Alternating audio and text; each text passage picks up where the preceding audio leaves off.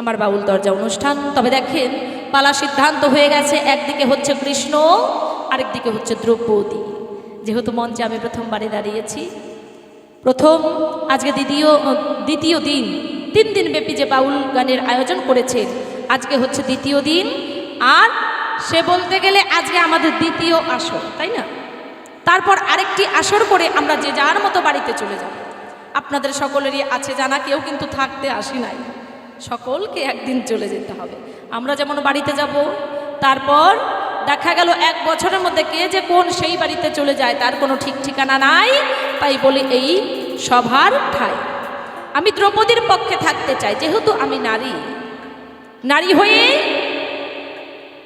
দাঁড়িয়েছি এই সভা মাঝে বলে যাই, তাই দ্রৌপদীর ভূমিকাটা আমি বেছে নিলাম আপনাদের জানাই। লেডিস হচ্ছে ফার্স্ট, তাই মঞ্চেও আমি এসেছি আগে, পালার ভূমিকাতেও যাব আমি আগে। আমার পছন্দই আমার বিপক্ষে সরকারের পছন্দ হতে হবে, তাই না? এখন আমি তাহাকে এই সভাতে মানে তিনার চরণে আগে আমি প্রণাম জানিয়ে আমি দাদা ভাইকে এই সভাতে কৃষ্ণের ভূমিকা দিয়ে যাই। কৃষ্ণ কালা, আমার দাদা ভাইও কালা। কৃষ্ণের যেমন নাক টনটনা চোখা বাঁশির মতো আমরা জানতে পাই, আমার বিপক্ষে সরকারেও কিন্তু খারাপ না, কি বলেন? মানে সব কিছুতে নাক গলা হয়ে যাচ্ছে না, নাকটা একটু লম্বা বেশি। হরিবোল হরিবোল। তাই আমি তাকে কৃষ্ণের ভূমিকায় রেখে আমি দ্রৌপদীর ভূমিকায় থেকে কিছু কথা জানতে চাই। শুনুন কি বলছে।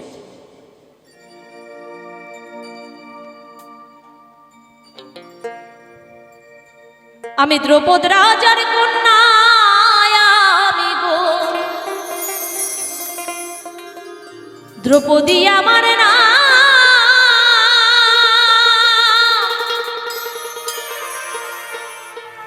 সভা মাঝে দাঁড়ায় আমি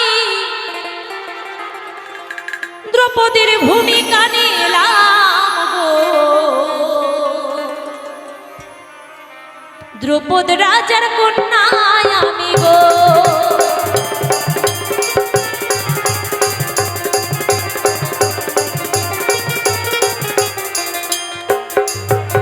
আজকে সভা মাঝে আমি দাঁড়াই, স্বপ্না দাসী নামটা কিছুক্ষণের জন্য বর্জন করে ভূমিকাতে আমি হয়েছি দ্রৌপদী। আমার বিপক্ষে রয়েছেন ভগবান শ্রীকৃষ্ণ, এই পৃথিবীর কাণ্ডারি। কৃষ্ণের কথা ছাড়া একটা গাছের পাতা পর্যন্ত নড়ে না। ভগবান শ্রীকৃষ্ণের কথা ছাড়া একটা গাছের পাতা পর্যন্ত খসে মাটিতে পড়ে না। সেই ভগবান শ্রীকৃষ্ণ, তাহার সঙ্গে হবে একটু লেনা দেনা। বলি ধর্মসভার ঠাই মহাভারত, কুরুক্ষেত্র যুদ্ধের কথা আপনাদের সকলেরই জানা আছে। আমি সভা মাঝে বলে যাই তাই। কৌরব পক্ষ পাণ্ডব পক্ষ যুদ্ধ, এই যে যুদ্ধ হয়েছিল বাবা, আপনারা জানেন সকলেই। পঞ্চ পাণ্ডব দ্রৌপদীর স্বামীরা মানে পাণ্ডব পক্ষ, তিনারা কিন্তু যুদ্ধ করতে চায়নি। অর্জুনকে যখন শ্রীকৃষ্ণ বলেছে, হে অর্জুন যুদ্ধ করো, কুরুক্ষেত্র যুদ্ধ তোমাকে অবশ্যই করতে হবে। আমার স্বামীরা এবং অর্জুন আমার স্বামী, তিনি কি করলেন? কৃষ্ণকে জানিয়ে দিলেন, হে কৃষ্ণ আমি যুদ্ধ করব না। কেন যুদ্ধ করব না? এই কারণ, কার সঙ্গে যুদ্ধ করব? আমি যেদিকে তাকাই সেদিকেই দেখি আমার আপন সবাই, আমার জ্ঞাতি গোষ্ঠী। আমি তাদের সঙ্গে যুদ্ধ করতে পারবো না।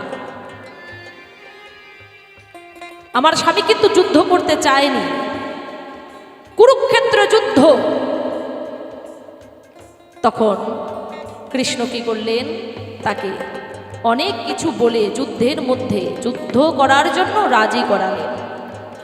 যুদ্ধ সমাপন হয়ে গেল। তারপর আমার স্বামী কৃষ্ণের কাছে এসে বলছে, মানে যুধিষ্ঠির রাজা হলো, কৃষ্ণের কাছে এসে বলছে, মনের মধ্যে কেন শান্তি নাই ওহে সখা? কারণ অর্জুন আর হচ্ছে কৃষ্ণ, তারা হচ্ছে দুজনের সখা। সেই সম্পর্কে সখার স্ত্রী দ্রৌপদী, তার মানে একদিকে হচ্ছে সখা, আরেকদিকে হচ্ছে সখী। আমি দ্রৌপদী শুনতে পাই। আচ্ছা, যুদ্ধ হয়ে গেল, তারপরের ঘটনা আমি আপনাদের সকলকে জানাই।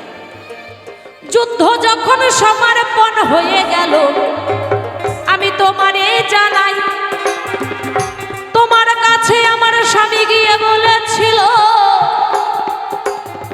ওগো আমি ভুলি নাই।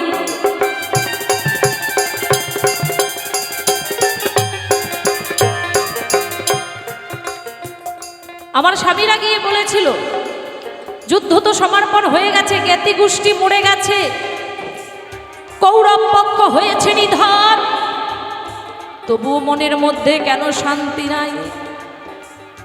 যুধিষ্ঠির রাজা, কিন্তু তবুও মনের মধ্যে কোনো শান্তি নাই। কৃষ্ণ ডেকে বলল, তাই, এটা কিন্তু কুরুক্ষেত্র যুদ্ধের পরের কথা বলছি। কৃষ্ণ ডেকে বলল, তাই, আমি পাশে দাঁড়িয়ে আছি, আমি শুনতে পাই। কি? সখা, আমি তোমারে জানাই, তোমাদেরকে বৈষ্ণব সেবার করতে হবে আয়োজন। কেন বৈষ্ণব সেবা দিতে হবে? কারণ তোমাদের পাপ হয়েছে। কেন? যে তোমরা জ্ঞাতি গোষ্ঠী সকলকে মেরেছ, আত্মীয় স্বজন পরিবার বর্গ সকলকে করেছ নিধন। সেই কারণে তোমাকে এবং তোমাদেরকে বৈষ্ণব সেবার করতে হবে আয়োজন। এখানে আমি শুনে তোমার সঙ্গে আমি বলতে চাই, ওগো সখা, আমি তোমারে জানাই, আমি দ্রৌপদী হয়ে এই সভাতে, ওগো সখা, করব আলাপন। বসে বসে শুনবেন আপনারা সকল ভক্তগণ।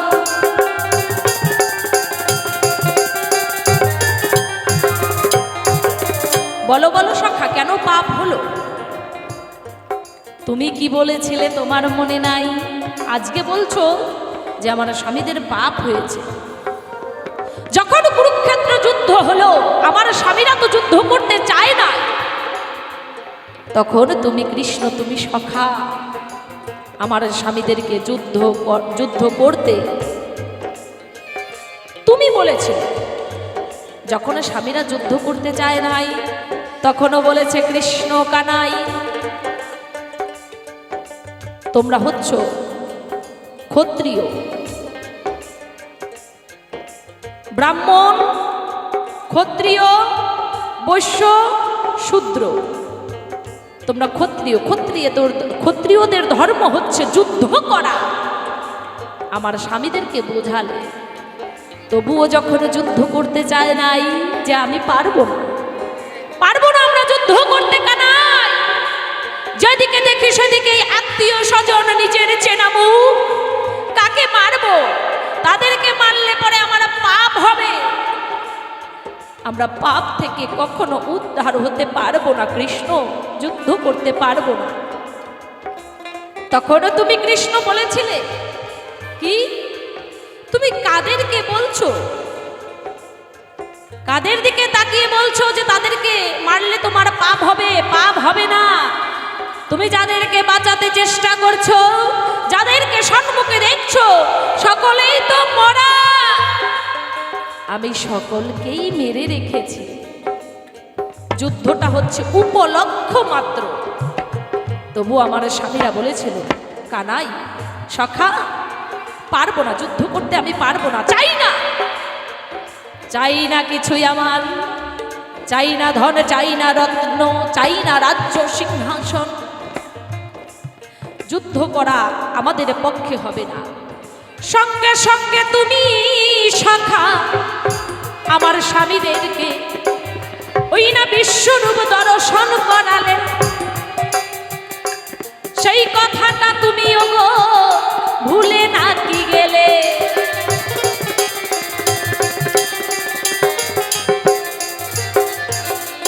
সঙ্গে সঙ্গে আমার স্বামীদেরকে কি করেছে? বিশ্বরূপ দর্শন করালো। যে বিশ্বরূপ দর্শন করিয়েছিল আমাদের গোপালের মা যশোদাকে যখন মাটি খায় গোপাল, তখন বলে হা করো বাবা, মাটি খেয়েছো? মুখ থেকে যখন মাটি বের করতে যায়, তখন মুখের মধ্যে দেখে পাহাড় পর্বত গুহা মুনি ঋষিরা কত যুগ যুগ ধরে সাধনা করছে, দেখে যেন অজ্ঞান হয়ে গেল। আবার তুমি বিশ্বরূপ দেখিয়েছো আমার স্বামীদেরকে, বিশ্বরূপ যখন দর্শন করালে, তারপর তুমি বললে তোমরা যুদ্ধ করো, তোমাদের কোনো পাপ হবে না। আমার স্বামীরা বলেছিল যুদ্ধ করে তাদেরকে যদি আমরা মারি তাহলে তো আমাদের পাপ হবে। সখা বলেছিল তাতে কোনো পাপ হবে না, পাপ হতেই পারে না। আমি কৃষ্ণ, আমি ভগবান, আমি সর্ব কারণের কারণ, আমি যা বলবো তাই হবে। আমি সব, আমি ছাড়া অন্য কিছু কোথাও নাই। আমি হচ্ছি সর্ব কারণের কারণ। হে সখা, তোমার কথা শুনে তারপর আমার স্বামীরা যুদ্ধ করলো। আর এখনো তুমি কিনা বলছো এসে যে তোমাদেরকে বৈষ্ণব সেবা দিতে হবে। কেন দিতে হবে বৈষ্ণব সেবা সখা? আমি দ্রৌপদী হয়ে তোমার কাছে জানতে চাই, বলো বলো সখা, কেন দিতে হবে বৈষ্ণব সেবা? কৃষ্ণ বলল বৈষ্ণব সেবা দিতে হবে এই কারণ যে তোমাদের পাপ হয়েছে, পাপ থেকে মুক্তি পেতে গেলে করতে হবে বৈষ্ণব সেবার আয়োজন। তবে বলো সখা, তবে কেন মিথ্যে কথা বলেছে? তুমি নাকি সর্বকারণের কারণ, জ্ঞাতি গোষ্ঠী মারলে নাকি পাপ হবে না, তোমার নিজ মুখে বলেছিলে, তাই আজ কেন বৈষ্ণব সেবার কথা বলছো? তার মানে বুঝতে পারি হে কৃষ্ণ কানাই, হে সখা, তোমার থেকে হয়তো কেউ বড় আছে, তোমার থেকেও বড় কেউ আছে। কে? যে বৈষ্ণবগণ, তার মানে কৃষ্ণ ভগবান, তার থেকেও হয়তো কেউ বড় আছে। নইলে তুমি কেন ভগবান হয়ে, তুমি আমার সখা কৃষ্ণ হয়ে কেন বলবে যে তোমাদের পাপ হয়েছে? পাপ থেকে মুক্তি পেতে গেলেই তোমাদেরকে বৈষ্ণব সেবা করতে হবে। তার মানে বৈষ্ণব তোমার থেকে বড়। একটু তুমি আমার কথা ধরো, তার মানে তোমার থেকে বৈষ্ণব বড়। আবার আমি শুনতে পাই যখন গঙ্গা স্নান হয়, ও কানাই আমি তোমারে জানা, ওই সেই গঙ্গা স্নানে কত বৈষ্ণবরা গঙ্গা স্নান করিয়া যে যায় গো।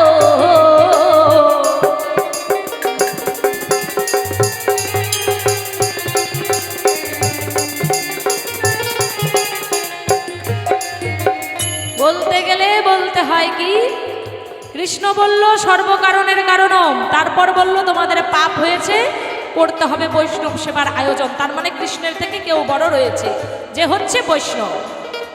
আবার বৈষ্ণবদেরকে দেখতে পাই পৃথিবীর মধ্যে। আমরা সকলেই পাপ তাপ থেকে মুক্তি পাওয়ার জন্য মকর সংক্রান্তি, হ্যাঁ, তখনও আমরা গঙ্গা স্নান করি।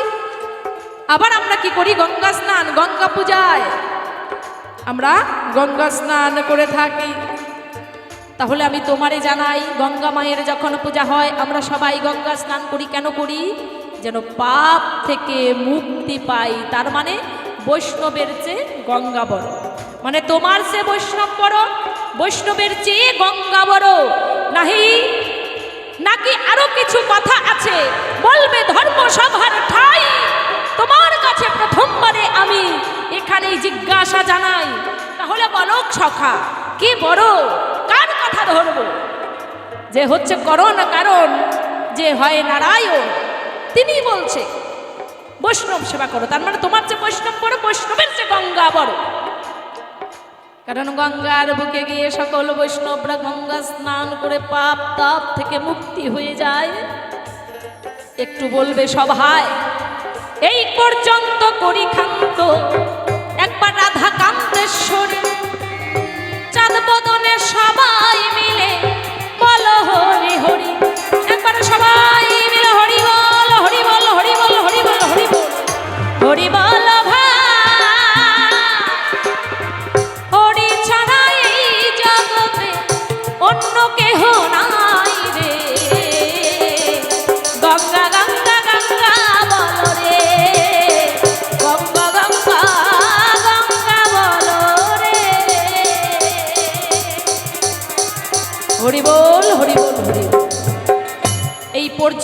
তোমার কাছে রইল আমার বর্ণনা, তোমার কাছে জানতে চাই সূক্ষ্ম সূক্ষ্ম যেন জবাব পাই। নিতাই গৌর হরি বল, হরি বল, হরি বল। আসর ছেড়ে যাই। জয় গুরু।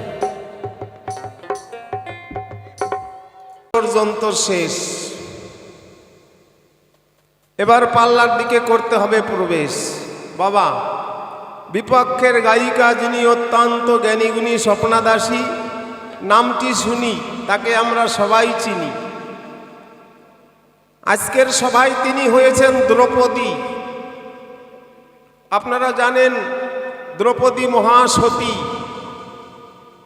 সেই মহাসতী দ্রৌপদী হয়ে সভাপরে দাঁড়াইয়ে কৃষ্ণের জায়গায় আমাকে দিয়ে কতগুলো জিজ্ঞাসা করে গেছে। আশা করি আপনাদের সকলের তা মনে আছে। রেখেছে কতগুলো প্রশ্ন, আমাকে বানিয়েছে কৃষ্ণ। তা কৃষ্ণ তো বানাইতেই পারে, কি বলেন বাবা? এটা তার ব্যক্তিগত ব্যাপার। আর আমি যদি মনে করি আপনি আমার কৃষ্ণ, তাহলে তাই। এর মধ্যে কোনো ভুল ত্রুটি অপরাধ অন্যায় কিছুই নাই। তবে আমি মনে ভাববো কৃষ্ণ আর কাজে করব অন্যটা, সেটা তো হবে না বন্ধু। কৃষ্ণ যেমন জগৎ বন্ধু, জগৎপতি, জগৎ স্বামী, এটা আমরা সবাই জানি। এবার ঠিক তদ্রূপ সম্মানটাও রাখা চাই। যাই হোক, তা কৃষ্ণের কথা বলা, কৃষ্ণের পাশে থাকা, কৃষ্ণ হয়ে জবাব দেয়া, এটা আমার পক্ষে একেবারেই অসম্ভব। কারণ আমাদের সনাতন ধর্মে আপনারা জানেন 4 বেদ, 14 শাস্ত্র, 18 পুরাণ, 9 লক্ষ গ্রন্থ। এতগুলো গ্রন্থ যিনি রচনা করেছেন তার নাম হলো ব্যাসদেব। এই ব্যাসদেব মুনি একবার মনে মনে ভেবেছিল যে ভগবানের যত লীলা সব আমি লিপিবদ্ধ করে ফেলেছি। এই যে মনে ভেবেছে যে ভগবানের সব লীলা আমার লেখা শেষ, এই ভাবনাটাই তার অপরাধ। অর্থাৎ তার মধ্যে যে অহংকার ঢুকে গেছে, এই অহংকারে তার পতন। ভগবান সবাইকে ভালোবাসে, অহংকারকারীকে ভালোবাসেন না। তাই ব্যাসদেব যে দিনে দিনে পতন হয়ে যাবে, সারা জীবনের তপস্যা সাধনা সব নষ্ট হয়ে যাবে, সেটাকে রক্ষা করার জন্য ব্যাসদেবের গুরুদেব নারদ মুনি মনে মনে চিন্তা করলো, আমার শিষ্যকে আমি বাঁচাই কি করে। তার মনের মধ্যে যে ভুলটা ঢুকেছে, এটা আমাকে রক্ষা করা দরকার। সেই জন্য যখন ব্যাসদেব মুনি দুপুর সময় শরীরে তৈলমার্জন করে গঙ্গা স্নান করতে গেল নদীর ধারে, সেখানে গিয়ে ব্যাসদেব মুনি দেখতে পায় ছোট্ট একটা চড়ুই পাখি। ওই পাখিটা জলের মধ্যে ডুব মারে, আবার উঠে শরীরটা শুকায়। আবার দেখতে পায় জলের মধ্যে ডুব দেয়, আবার উঠে শরীরটা শুকায়। তা ব্যাসদেব মনে মনে চিন্তা করলো, মনে হয় চড়ুইটার মাথা খারাপ হয়ে গেছে, পাগলা হয়ে গেছে, না বারবার করে জলের মধ্যে নামে কেন, ব্যাপারটা কি? তা চড়ুই পাখিটাকে ডাক দিয়ে বলছে, চড়ুই, তোর কাছে আমার মনের কথা কই, আমার কথা নিবি, আমার কথার জবাব দিবি। বল, তুই বারবার জলের মধ্যে নামিস কেন, আবার উঠিস কেন? তা চড়ুই পাখি তখন ব্যাসদেবকে বলছে, মুনিবর কি বলবো আপনার কাছে, আমার মনে বাসনা জেগেছে। কি বাসনা? যে এই যে জলের মধ্যে নামবো, জলে আমার পাখা ভিজে যাবে, আবার শুকাবো, আবার নামবো। এইভাবে সমুদ্রের যত জল আছে আমি সব জল তুলে সমুদ্র শুকায়ে ফেলব। এই কথা শোনা মাত্র ব্যাসদেব মুনি হেসে উঠল, পাগল কোথাকার। আরে সামান্য চড়ুই, আমরা মানুষ একটা কুয়ো বা একটা ইন্দ্রিয়ার জল সারা জীবন ধরে তুলে শেষ করতে পারি না, আর তুই ছোট্ট চড়ুই হয়ে সমুদ্রের জল শেষ করে ফেলবি। জলের কি শেষ আছে? যতটুকু তুলবেন আবার পূর্ণ হয়ে যাবে। চারিদিকে জল, উপরে জল, নিচে জল, সব দিকে জল, আর তুই চড়ুই হয়ে নাকি সমুদ্র শুকাই দিবি, পাগল কোথাকার।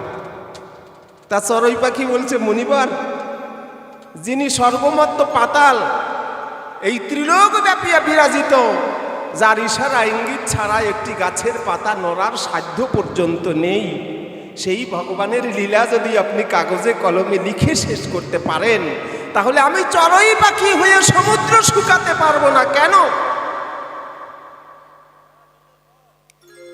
সঙ্গে সঙ্গে ব্যাসদেবের শরীর রোমাঞ্চিত হয়ে উঠল। আমি মনে মনে ভেবেছি যে ভগবানের সব লীলা লিপিবদ্ধ করে ফেলেছি, কিন্তু আমি তো কাউকে বলিনি। আমি মনে মনে ভেবেছি, কিন্তু চড়ুই পাখি জানলো কি করে? সত্যি তো তাই, ভগবানের লীলা এটা তো কাগজে কলমে শেষ করা যায় না। তাহলে আমি ভেবেছি আমার অপরাধ হয়েছে।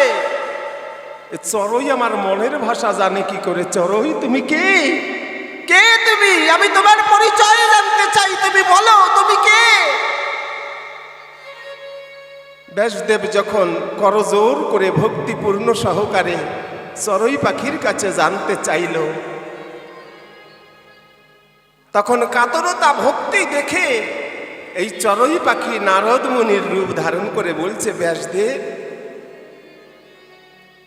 এ পৃথিবীতে ভগবান তার লীলা আজও পর্যন্ত কেউ সম্পূর্ণভাবে ব্যপ্ত নয়। তুমি কাগজে কলমে কি করে লিখে শেষ করবে? হে ব্যাসদেব, এই পৃথিবীতে যত বৃক্ষাদি রয়েছে সমস্ত বৃক্ষের পাতা যদি কাগজ হয়ে যায়, সমস্ত নদীর জল যদি কলমের কালি হয়ে যায়, তথাপিও লিখে শেষ করা যাবে না আমার ভগবানের মহিমা, তথাপিও বর্ণনা করা যাবে না আমার ভগবানের মহিমা। তোমার ভুল হয়েছে। সঙ্গে সঙ্গে নারদের চরণে পড়ে গিয়ে ব্যাসদেব বলছে, গুরুদেব আপনি আমাকে রক্ষা করুন, আমার যে ভুল করে ফেলেছি। সত্যি তো ভগবানের লীলা কোনোদিন শেষ করা যায় না। আমরা সামান্য মানুষ হয়ে কি করে তার কথা মহিমা বর্ণনা করতে পারি? তাই আপনি আমাকে ক্ষমা করুন। সেই দিন ব্যাসদেব কলম দিয়েছিল ওই অনন্ত, যার কোনো আদি অন্ত নেই, সেই অনন্ত কৃষ্ণের নাম, অনন্ত মহিমা। নারদ আদি ব্যাসদেব যার দিতে না রে সীমা, জয় জয় রাধা গোবিন্দ প্রেমানন্দে একবার হরি হরি বল, হরি হরি বল। তাহলে আমার মতন ক্ষুদ্র জীব বাবা, ভগবানের লীলা বর্ণনার সাধ্য যোগ্যতা ক্ষমতা আমার কোনোটাই নেই। তবে হ্যাঁ, এই পঞ্চ পাণ্ডবের মধ্যে প্রিয় সখা অর্জুনের রথের সারথি হয়েছিল ভগবান কুরুক্ষেত্রের যুদ্ধে। আপনারা জানেন ভগবান কাকে কৃপা করে? যার আগে গুরু কৃপা হয়। আগে গুরু কৃপা না হলে তার প্রতি ভগবানের কৃপা হতে পারে না। তাই গুরু দ্রোণাচার্য অর্জুনকে এবং আরো 4-5 জন শিষ্যকে নিয়ে একদিন বনের মধ্যে তার শিষ্যদেরকে পরীক্ষা করছে। দ্রোণাচার্য বলছে, একটা মৃত পাখি গাছের ডালে ঝুলিয়ে রেখেছে, ঝুলিয়ে। আর গুরু দ্রোণাচার্য বলছে, বলো তোমরা এই পাখির চোখ কে নিদর্শন করতে পারবে? তা যত শিষ্য ছিল সবাই তীর মেরেছে, কেউ পারেনি। তাই অর্জুন তুমি, বলছে গুরুদেব আপনার আশীর্বাদ থাকলে আমি চেষ্টা করে দেখি। তাই গুরু কৃপা নিয়ে অর্জুন চোখ বন্ধ করে মনে মনে গুরুকে প্রণাম করে চোখ খুলে দেখতে পাচ্ছে একটি গাছ।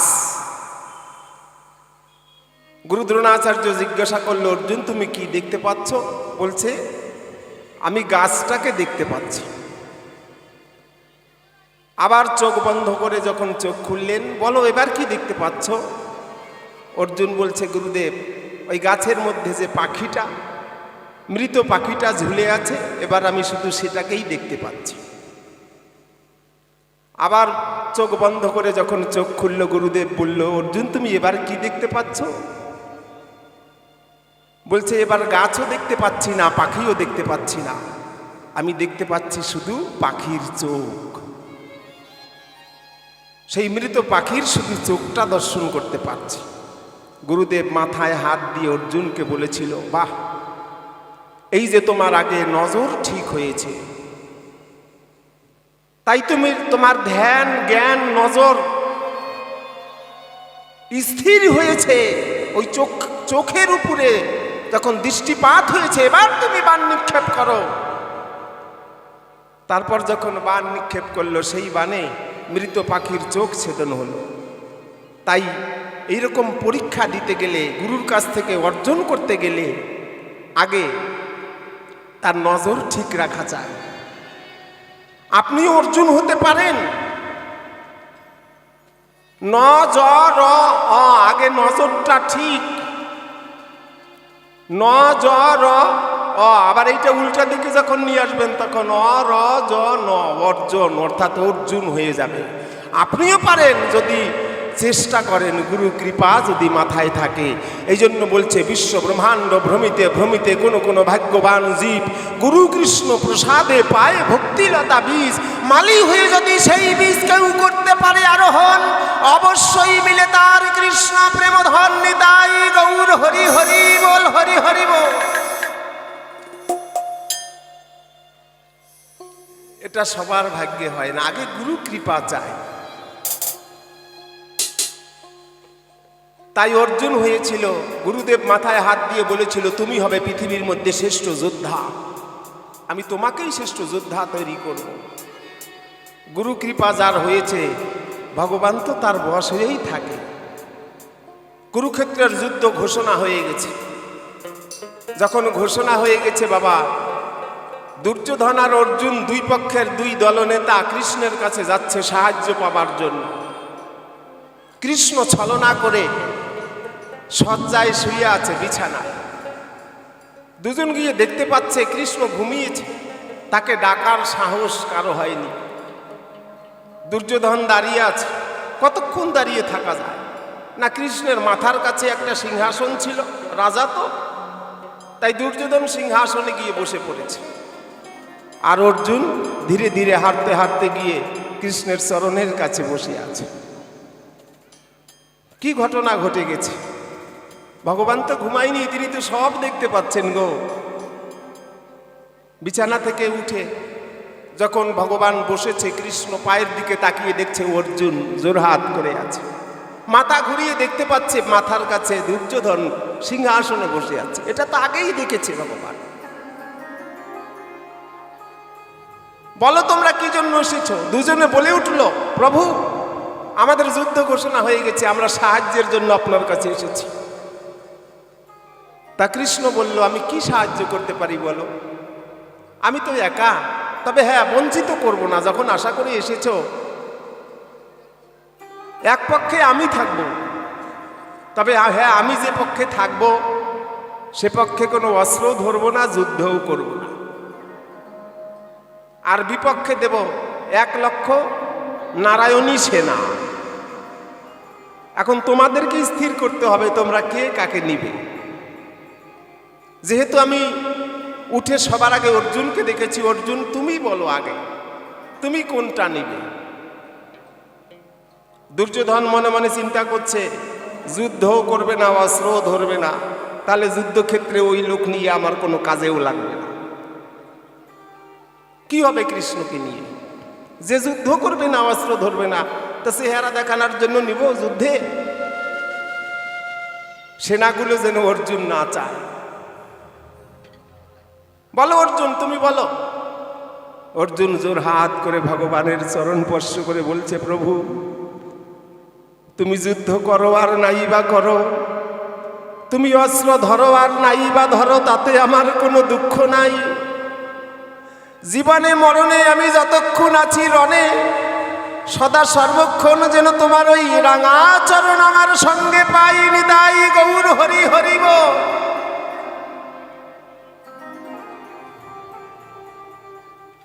এই যে দেখুন ভক্তের চাওয়া পাওয়া। বেশ, তোমাকে লক্ষ্য করে আমি জগৎকে শিক্ষা দিতে চাই। আজ তোমার রথের সারথি হয়ে আমি তোমাকে রথে চালিয়ে নিয়ে যাব। অর্জুনের মাথার উপরে ছাতা ভগবানের উপরে আছে? নাই, রথ চালিয়ে নিয়ে যাচ্ছে। তাহলে ভক্তকে কত ভালোবাসে আমার ভগবান, এইটা বুঝতে হবে বাবা।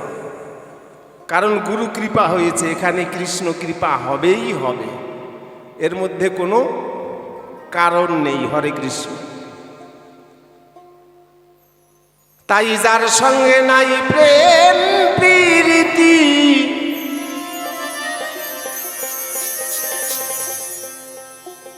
ওরে মন তার পূজাই কি মন বসিবে,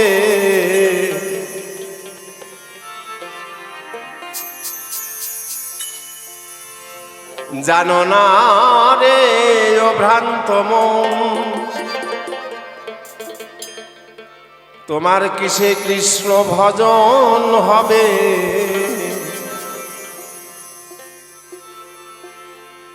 প্রেম প্রীতি যদি না থাকে তাহলে কিসের পূজা, কিসের অর্চন?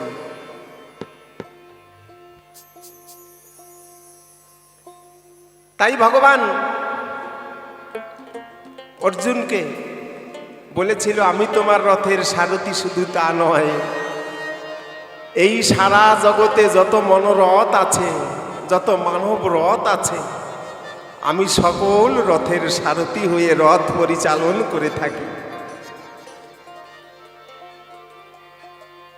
কৃষ্ণ ধ্যান, কৃষ্ণ জ্ঞান, কৃষ্ণই সর্বসার, কৃষ্ণ ভিন্ন এ জগতে কিছু নাহি তার। একে বলে অনুরাগী ভক্ত, যেমন ছিল রাধা রানী।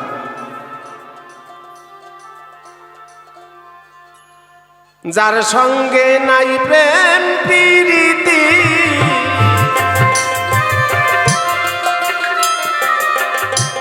যার সঙ্গে নাই প্রেম প্রীতি, তার পূজায় কি মন বসিবে, জানো না রে ও ভ্রান্ত মন, কিসে কৃষ্ণ ভজন হবে, জানো না রে ও ভ্রান্ত মন।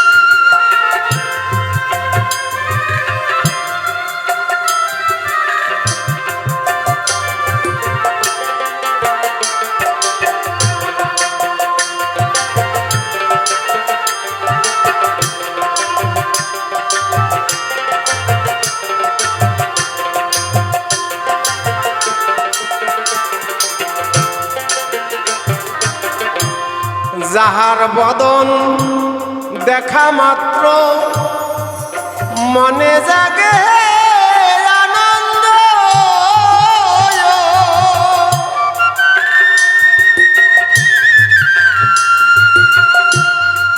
তার কাছে নিয়ে ভাবো সেই তো আমার গোবিন্দ, সেই তো আমার গোবিন্দ।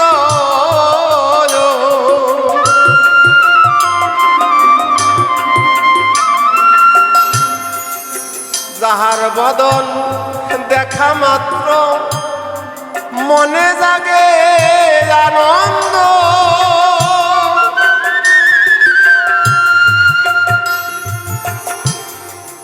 তার কাছে নিয়ে ভাবো সেই তো আমার গোবিন্দ, সেই তো আমার গোবিন্দ। দিয়ে প্রতি অঙ্গে প্রতি অঙ্গ করিও গোবিন্দ সঙ্গ,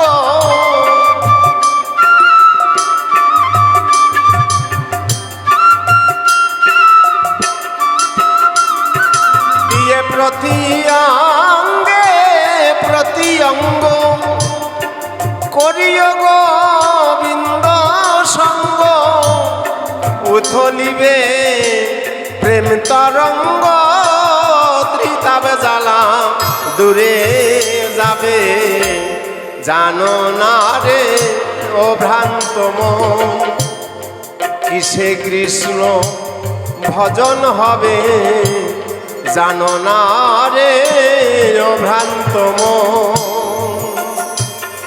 একবার রাধা গোবিন্দ প্রেমানন্দ হরি হরি বল হরি বল।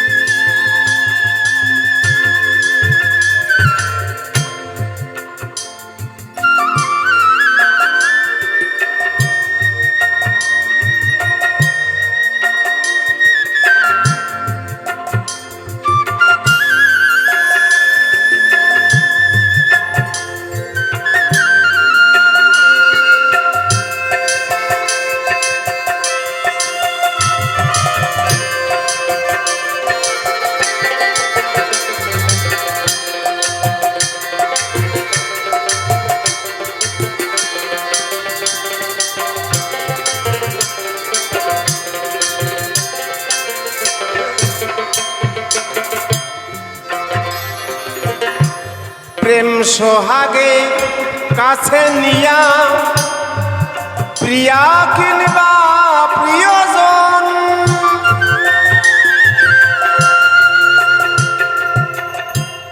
প্রাণ বল্লভে গোবিন্দ জ্ঞানে দিও রে প্রেম আলিঙ্গন, দিও রে প্রেম আলিঙ্গন।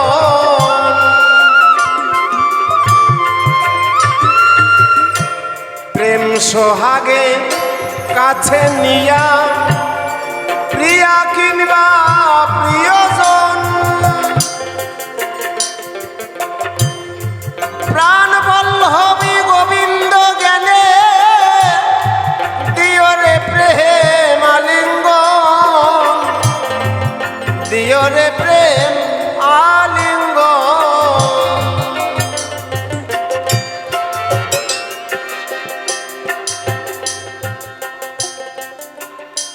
বাবা রাধারানী উন্মাদিনী পাগলিনী হয়ে কখনো তমাল বৃক্ষকে জড়িয়ে ধরে বলতো, এই তো আমার কৃষ্ণ, এই তো আমার গোবিন্দ। কারণ গোবিন্দ ছাড়া, কৃষ্ণ ছাড়া আর কিছু তিনি জানতেন না। তদ্রূপ জ্ঞান যদি না আসে তাহলে সেই কৃষ্ণ কৃপা, ভগবানের কৃপা সান্নিধ্য পেতে পারেন না, যেমন দুর্যোধনের হয়নি।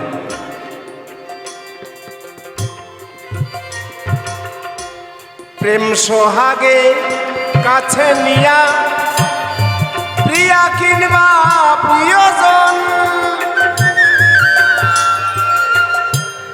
প্রাণ বল্লভে গোবিন্দ জ্ঞানে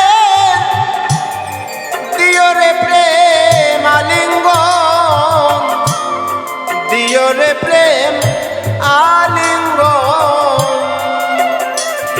সেথায় পঞ্চরস একত্র করা, প্রেম প্রীতি হারি ভরা,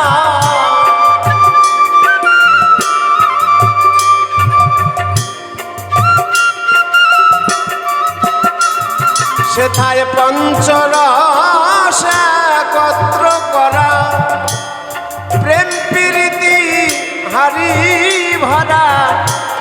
বল্লভ বলে পেল যারা, প্রেমের মরা মরিছে ভবে, জানো না রে ও ভ্রান্ত মন, কিসে কৃষ্ণ ভজন হবে, জানো না রে ও ভ্রান্ত মন।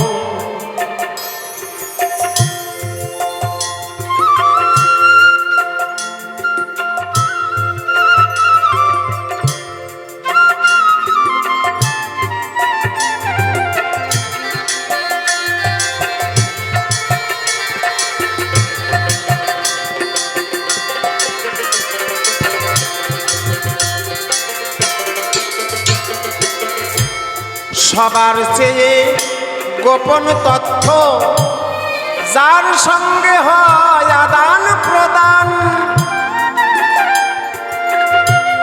সেই প্রতিমায় পূজা দিতে লাগে না বিধির বিধান, লাগে না বিধির বিধান।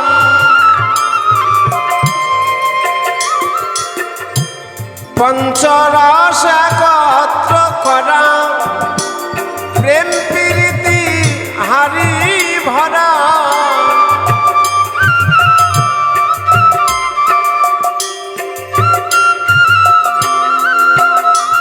সেথায় পঞ্চরস একত্র করা প্রেম প্রীতি হারি ভরা।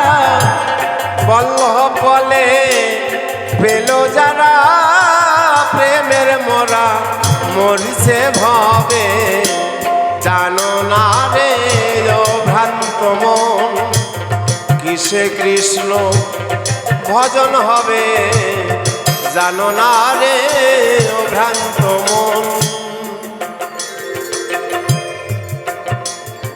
আমার গানের পালা এইখানেতে করে যাই বারণ, যেইখানেতে আমার সখী করলো জিজ্ঞাসন।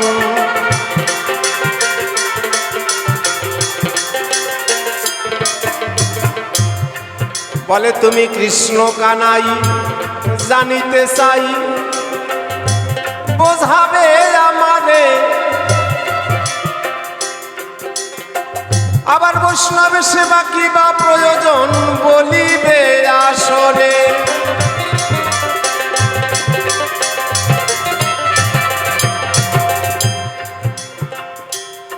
আপনারা শুনেছেন কয় তুমি সবচেয়ে বড়, তোমার উপরে তো আর কিছু নাই, তাহলে আবার বৈষ্ণব সেবা দিতে হবে কেন? ব্যাপারটা হলো কি, কুরুক্ষেত্রের যুদ্ধ যখন শেষ,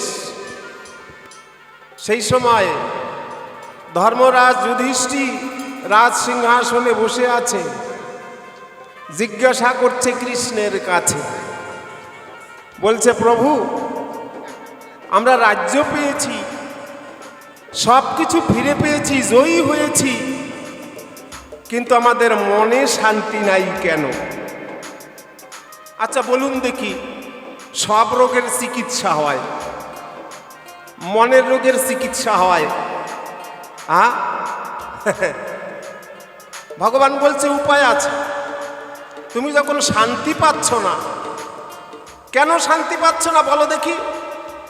ধর্মরাজ যুধিষ্ঠির বলছে আমার মনে হয় এতগুলো আত্মীয় স্বজন বন্ধু বান্ধব গুরু মহৎ মানুষদেরকে মেরে ফেলেছি, সেই জন্য আমাদের অপরাধ হয়েছে, ওই জন্য মনে হয় শান্তি পাই না।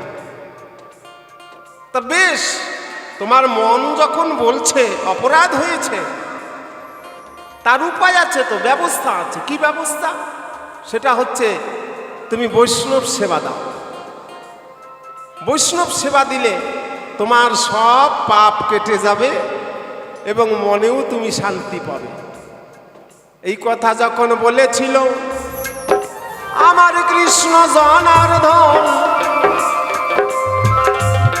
এইখানেতে জিজ্ঞাসা করলো, শুনলেন ভক্তগণ,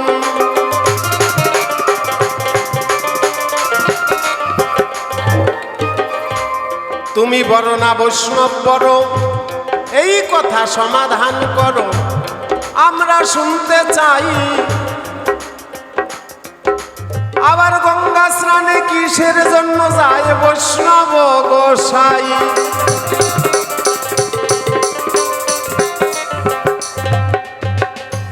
কি বলবো আপনাদের কাছে, আমার মনে পড়ে গেছে। সেটা কি না, রামায়ণ, যারা কীর্তিবাসী রামায়ণ পড়েছেন, কীর্তিবাসী রামায়ণের আদিকাণ্ড, এই আদিকাণ্ডে লেখা আছে কি, যখন তার পূর্বপুরুষ বংশধরকে উদ্ধার করার জন্য ভগীরথ গঙ্গার আনার সাধনা করেছিল, কারণ ওই কপিল মুনি বলেছিল যে যেই দিন মধ্যে গঙ্গা প্রবাহিত হবে, গঙ্গার পরশে তোমার পূর্ব বংশধর সবাই মুক্তি পাবে। সেই গঙ্গাকে আনয়ন করার জন্য সেই বংশের সন্তান যার নাম ছিল ভগীরথ, আপনারা জানেন। এই ভগীরথ যখন কঠোর তপস্যা করেছিল 40,000 বৎসর, হেড মুন্ডে ঊর্ধ্ব পদে, গ্রীষ্মকালে পর্বতে, আবার শীতকালে জলে, বিভিন্ন রকমের কঠোর তপস্যা করার পরে স্বয়ং ভগবান তাকে যখন গঙ্গার সন্ধান দিলেন, তুমি গঙ্গাকে চাইছো, তাহলে আমার সঙ্গে এসো। তখন ভক্তকে লইয়া ভগবান করিল গমন, ব্রহ্মালোকে গিয়ে তখন দিল দর্শন।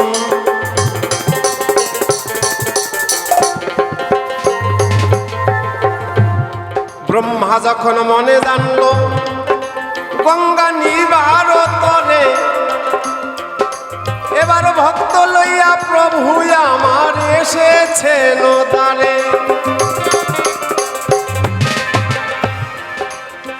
গঙ্গা কোথায় আছে? না, ব্রহ্মার কমণ্ডলুর মধ্যে আছে। গঙ্গার প্রকাশ হয়নি, তাহলে সেই গঙ্গাকে কি করে নিয়ে আসা যায়? মায়া বলে ভগবান বিষ্ণু, তিনি সমস্ত জল ব্রহ্মলোকের হরণ করে নিয়েছে। কেন? যখন পদ প্রক্ষালন করার লাগি ব্রহ্মা জলা নিতে গেল, দেখে নদী খাল বিল যত ছিল সব শুকাইয়ে গেল।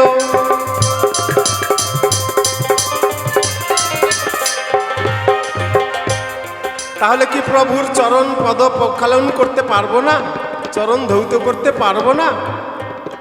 না, আমার কমণ্ডলুর মধ্যে একটু জল আছে, সেই কমণ্ডলুর মধ্যেই আছে গঙ্গা।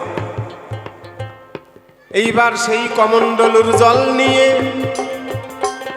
নারায়ণের যখন চরণ ধোয়ায়, সেই চরণ পরশে গঙ্গা প্রকাশিত হয়। নিতাই গৌর হরি হরি বল, হরি হরি বল। গঙ্গা প্রকাশ পেল নারায়ণের চরণ পরশে। গঙ্গাকে ডাক দিয়ে বলছে ভগবান, গঙ্গা, আমি ভক্তের সঙ্গে কথা দিয়েছি, তোমাকে মর্তে যেতে হবে। তা গঙ্গা বলেছিল, প্রভু তোমার সব কথা আমি শুনতে রাজি, কিন্তু আমাকে মর্তে পাঠিও না। কেন জানো? না, আমি যখন মর্তে যাব তখন ওই মর্তভূমে যত পাপী তাপী কীট পতঙ্গ তারা সবাই আমাকে স্পর্শ করে মুক্তি লাভ করবে। আমি এই সকলের পাপ সেদিন বইব কেমন করে? আমি যে মহাপাপী হয়ে যাব। ভগবান বলল, গঙ্গা, আমি শুধু বৈকুণ্ঠে থাকি না, আমার চেয়ে বড় ব্যক্তি পৃথিবীতে আছে। গঙ্গা অবাক হয়ে গেলেন, তোমার চেয়ে বড়? তোমার চেয়ে আবার বড় ব্যক্তি পৃথিবীতে আছে? কে সে? বলছে, আমার চেয়ে বড় ব্যক্তি সে কে জানো? সে হচ্ছে বিষ্ণু জানিত বৈষ্ণব। বৈষ্ণব হচ্ছে আমার চেয়ে বড় ব্যক্তি। ভগবান চিরদিন ছোট, ভগবান কোনোদিন বড় হয়নি, বড় করে রেখেছে ভক্তদের। তাই সেই বিষ্ণু জানিত বৈষ্ণব যখন এসে তোমাকে স্পর্শ করবে, সেই বৈষ্ণব পরশে তোমার তৎক্ষণাৎ সমস্ত পাপ থেকে তুমি মুক্তি লাভ করবে। তা গঙ্গা বলেছিল, প্রভু তাহলে আমি যাতে সবসময় সাধুগুরু বৈষ্ণবের চরণ পাই, তুমি এইরকম একটা ব্যবস্থা করো। তা তখন ভগবান বলল, বেশ, এইটা আমি করে দিতে পারি।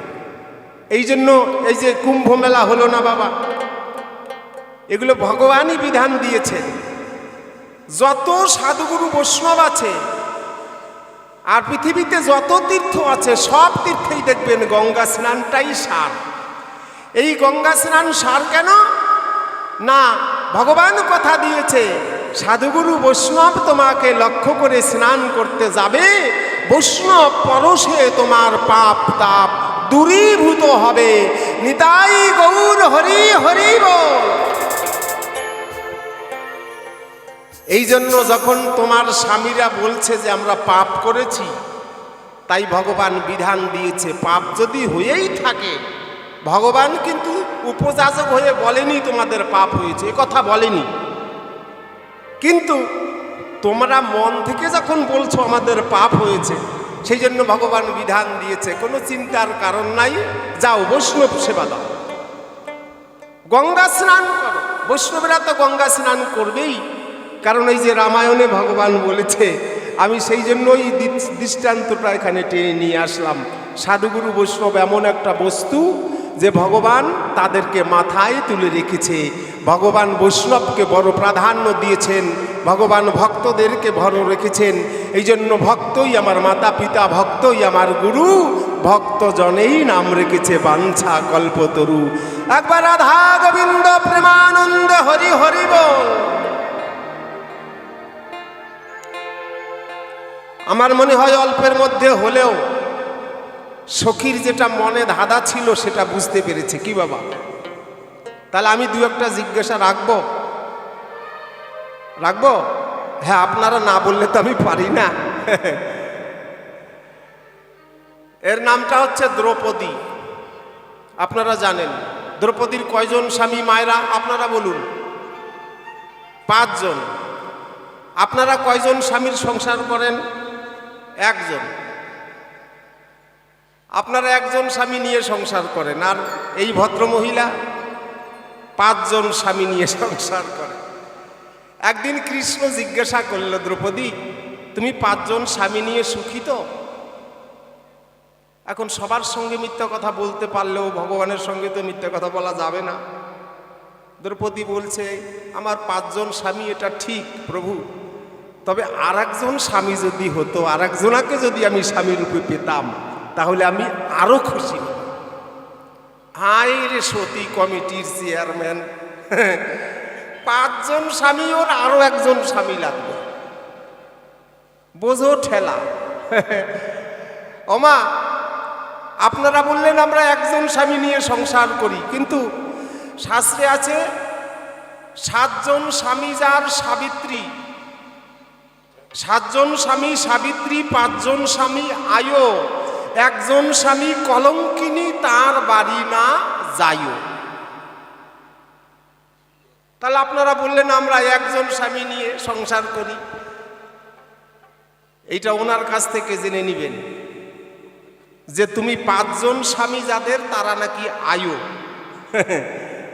আচ্ছা, আপনারা কয় জায়গায় সিঁদুর পরেন? 5। তাহলে যদি 5 জন স্বামী না থাকে, 5 জায়গায় সিঁদুর কেন পরেন? না, 5 জন স্বামী আছে, সেই জন্য 5 জায়গায় সিঁদুর পরেন। 1 জন স্বামী আপনি সামনে রেখে, ইনি হচ্ছে স্বামী তো নয়, আসামি। হ্যাঁ, আবার কারো কাছে স্বামী, যদি স্বামী জ্ঞানে তাকে মানা যায়। যেমন সারদা মা রামকৃষ্ণকে স্বামী জ্ঞানে রেখেছিল, সেই জন্য রামকৃষ্ণ ঠাকুর যখন গত হয়ে গেলেন, সারদা মা চিরসতী রয়ে গেলেন, চিরসদাবাই রয়ে গেলেন। সারদা মা যতদিন ছিল শাঁকা সিঁদুর নিয়েই বেঁচেছিল। কিন্তু স্বামীকে যদি আসামি করে ফেলেন, তাহলে তো হবে না বাবা। স্বামী তো স্বামীর মতন। এই জন্য 5 জন স্বামী আছে বলেই 5 জায়গায় 5 জন স্বামীর নাম স্মরণ করে সিঁদুর ধারণ করে থাকেন আপনারা। নিতাই গৌর হরি বল। আর এই ভদ্র মহিলার 5 জন স্বামী, তবু আর মন ভরেনি, আরো 1 জন স্বামী দরকার। আমার জিজ্ঞাসা, তুমি যে আরো 1 জন স্বামী চেয়েছিলে, সেই জনকে কেন চেয়েছিলে? তাকে যদি স্বামী রূপে পেতে, তাহলে তুমি কি শান্তি পেতে? আর তোমার 5 জন স্বামী বা কেন হলো? আচ্ছা, হলো, হোক, ওইটা নিয়ে আমার কোনো ব্যাপার নাই। আমার জিজ্ঞাসাটা হচ্ছে, 5 জন স্বামী যে ভদ্র মহিলার, আপনারা জানেন 1 জন স্বামী আপনাদের আছে। আপনার স্বামী যদি, কারোর যদি স্বামীগত হয়ে যায়, তাহলে সেই মা বিধবার বেশ পরে, তাই না? শাঁকা সিঁদুর ফেলে দেয়, সাদা থান পরে ঘুরে বেড়ায়, তাকে দেখলে চিনা যায় যে এই মা বিধবা হয়েছে, স্বামী নেই। কিন্তু এই ভদ্র মহিলার যে 5 জন স্বামী, আচ্ছা বলুন তো 5 জন একবারে মরবে? বলুন, আপনারা বলুন, 5 জন কি একবারে মরবে? মরবে না। 5 জনের মধ্যে মনে করুন 1 জন মারা গেছে, কি 2 জন মারা গেছে, কি জ্বালা, আমি হিসাবটা মিলাতেই পাচ্ছি না। এখন যদি 2 জন মারা যায় তাহলে এ সধবা হবে না বিধবা হবে? যদি সধবা হয়ে থাকে তাহলে যারা মারা গেল তাদের জন্য তুমি কি করলে? আর যদি তুমি বিধবা হয়ে যাও তাহলে আরো যে 3 জন স্বামী বেঁচে আছে তাদের জন্য তুমি কি করলে? এই হিসাবটা আমি মাথায় মিলাতেই পাচ্ছি না। এই জন্য আমার একটু জিজ্ঞাসা তোমার কাছে, তুমি একটু সুন্দরভাবে এসে সমাধান দিয়ে যাবে যে না, 1 জন স্বামী মারা গেলে আমি বিধবা হয়ে যাব, কি আমি সদাবাই থাকবো, কেমন করে সম্ভব? এইটা একটু সুন্দরভাবে এসে সমাধান করে দিয়ে যাবে। বাবা এই পর্যন্ত থাক, সময় পেলে আবার আসবো। তবে আর বেশি কথা বলবো কি, কারণ অল্পে অল্পে ছাড়ি এখনকার মতন যাহা কিছু আমার কাছে জিজ্ঞাসা রাখিল, আশা করি একে একে তার জবাব হয়ে গেল। এইবারে দ্রৌপদী সখী সভাতে দাঁড়াবে, তাহার ভাবের কথাগুলো খুলিয়া বোঝাবে।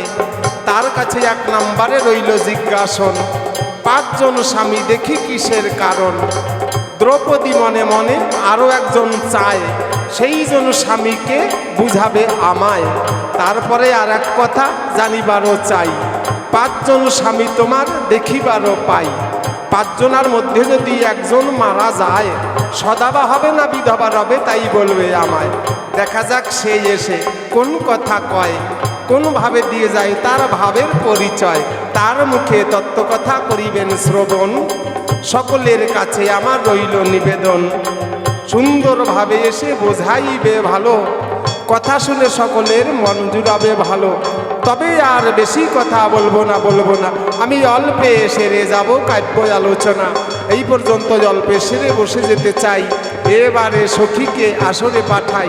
তবে সভায় আছেন যত সাধু গুরুজন, সকলের চরণে আমি লইলাম শরণ। চলতে বলতে যদি ভুল ত্রুটি হয়, নিজ গুণে ক্ষমা করে জায়গা দিবেন পায়। সভায় রয়েছেন যত মাতৃজাতি, সকলের চরণে আমার রহিল প্রণতি। আপনাদের চরণ ধুলি যদি আমি পাই, মানব জন্ম ধন্য হবে আমি জানি তাই। সাধুগুরু বৈষ্ণব এখানে আছেন যারা যারা, নিজ গুণে মার্জনা করিবেন তারা। আমার নামটি কিন্তু হলো রতন দাস, দক্ষিণ দিনাজপুর তপনে নিবাস। গ্রাম গায়ে জন্ম বটে, বিদ্যা বুদ্ধি নাই, এই জন্য আপনাদের কাছে ক্ষমা ভিক্ষা চাই। যদি লেখাপড়ার কথা করতে যাই প্রকাশ, আরও 9 ক্লাস পড়লে করতাম মাধ্যমিক পাস। তবে বলুন কিবা বুদ্ধি আমার মধ্যে আছে, কি করে তত্ত্ব কথা বলি আপনাদের কাছে। সেই জন্য চলতে বলতে ভুল হতে পারে, নিজের সন্তান ভাই বন্ধু জ্ঞানে ক্ষমা করবেন মোরে। এই পর্যন্ত এখনকার মতন রাখিলাম বারণ। সবাই আছেন যত ভক্তবৃন্দগণ, এইখানে কথায় কথায় আমার ভাব সাঙ্গ করি। একবার রাধা গোবিন্দ প্রেমানন্দে সবাই বলুন হরি হরি।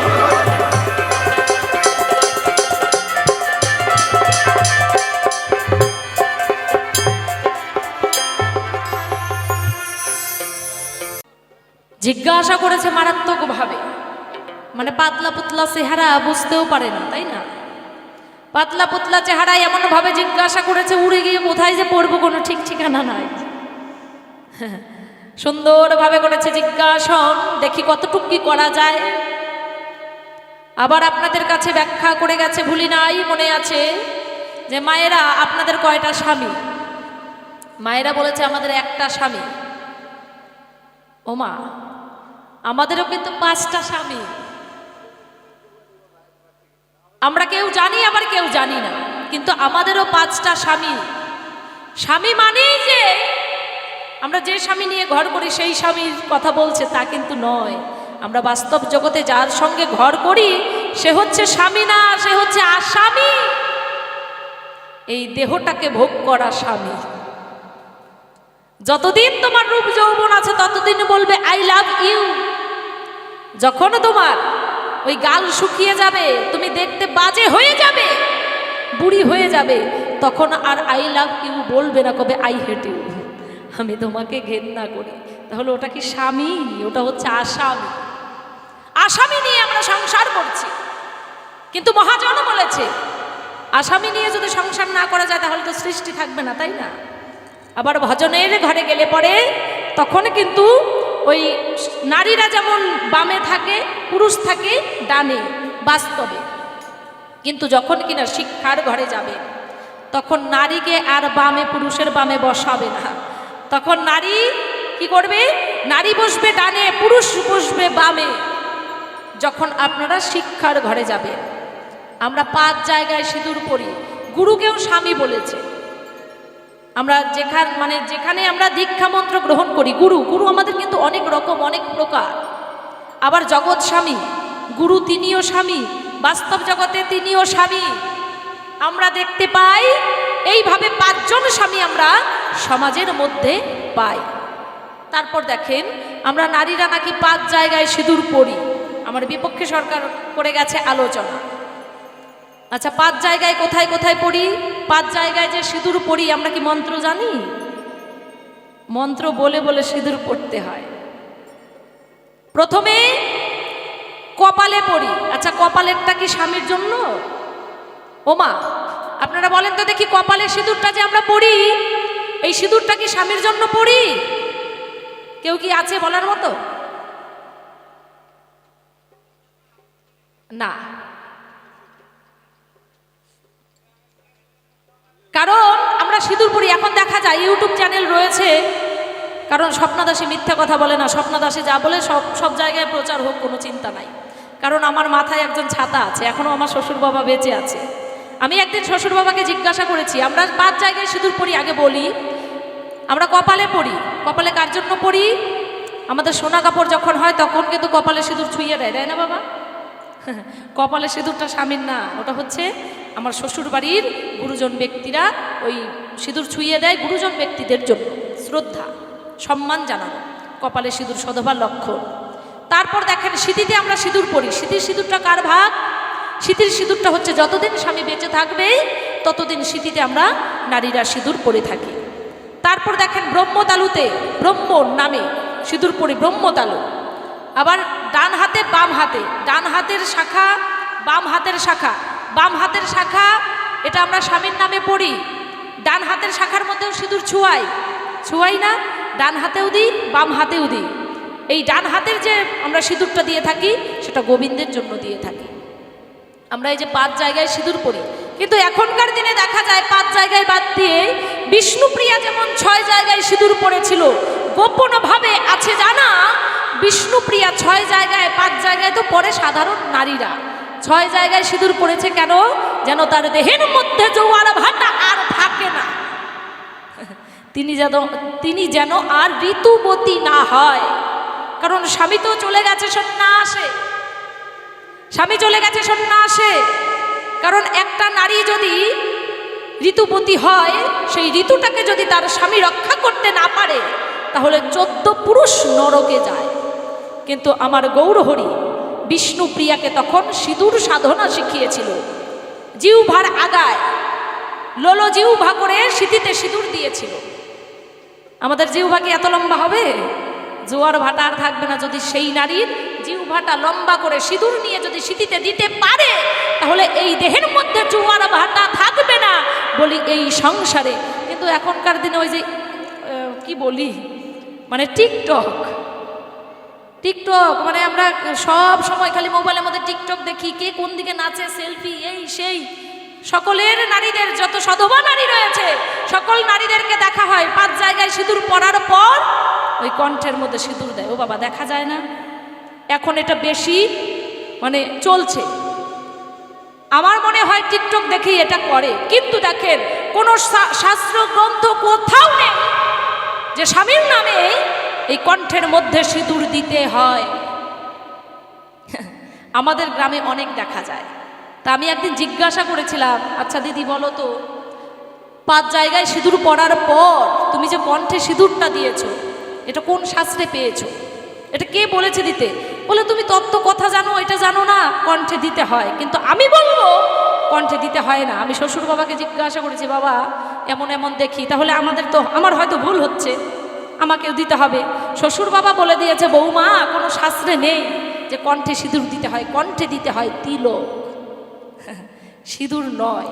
কিন্তু এখনকার দিনে ওই যে মানে দেখার জন্য সৌন্দর্য, তাই আমরা 5 জায়গায় সিঁদুর পরেও আমরা কণ্ঠে সিঁদুর দিয়ে থাকি। আমি দিই না, আমি দিই না, দেখতেই পারছেন, আর দেবও না। শ্বশুর বাবা করেছে বর্ণনা যে এটা কোনো শাস্ত্রে নেই, শাস্ত্রে নেই যেহেতু তাই আমি দেব না, শাস্ত্রে যা আছে তাই করব। নিতাই গৌড় হরিবল হরিবল হরিবল। বাউল গানটা হচ্ছে পাকা বেলের মতো, ভিতরের বস্তুটাকে আমাদেরকে টেনে তুলতে হবে, তাই না, গ্রহণ করতে হবে। তাহলে সুরছন্দ ধরে যাচ্ছি, সেই কথার ভেতরে 5 জন স্বামী নিয়ে সংসার করেছে। কেন 5টা স্বামী হলো? শোনো শোনো ও গো সখা,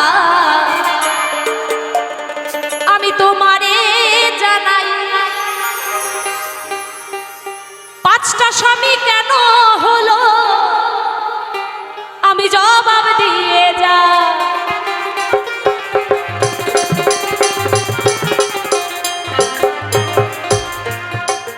আমি একভাবে বোঝাচ্ছি। 5 জন স্বামী মানে কুন্তী দেবী 5 পুত্র বনের মধ্যে গিয়েছিল, সেখান থেকে দ্রৌপদীকে পেয়ে দ্রৌপদীকে বাড়িতে নিয়ে এসেছে। ওই না কুন্তী দেবী মহাদেবের পূজা করতেছিল, পিছন দিকে সন্তানেরা ডাকিতে লাগিল।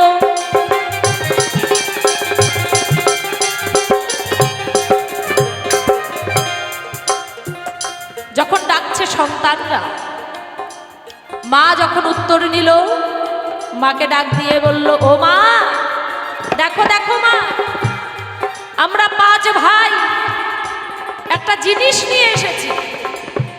কুন্তী দেবী পিছনে না ফিরে তাকিয়ে ওই না বলে দিল তাই, যে জিনিসটা এনেছিস বাবারা ভাগ করে নেওয়া যায়।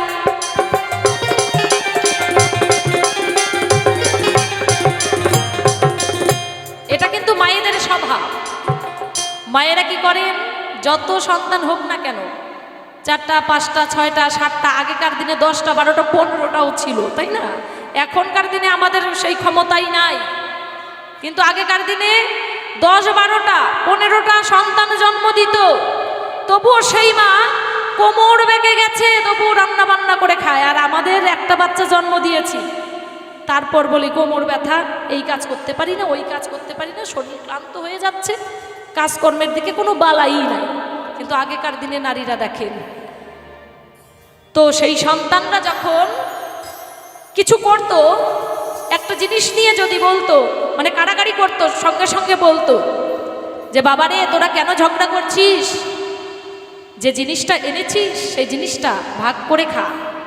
একটা যদি বাতাসা হয়, সন্তানেরা যদি ভাগ করে খায়, জানি সেই বাতাসাটা কিন্তু পেট ভরবে না, তবুও মায়ের মনে বাবার মনে খুব শান্তি পায়। আমার সন্তানেরা সকলে একসঙ্গে মিলেমিশে রয়েছে, এই শান্তির ওপর আর কোনো শান্তি নাই। সন্তানরা যদি ভালো থাকে, সুস্থ থাকে, একসঙ্গে মিলেমিশে থাকে, তাহলে বাবা মায়ের খুব আনন্দ হয়। এটা হচ্ছে মায়েদের একটা স্বভাব। এখন সেই কুন্তী দেবী বলছে, বাবারে তোরা 5 ভাই যে জিনিসটা নিয়ে এসেছিস 5 জনে ভাগ করে নিয়ে মিলেমিশে থাক। 5 ভাই ভাগ করে নিয়ে নে। পিছন ঘুরে দেখে তখন আমি বলি সবার ঠাই, ওটা কোনো খাওয়ার জিনিস না গো, সবাই বলে যায়।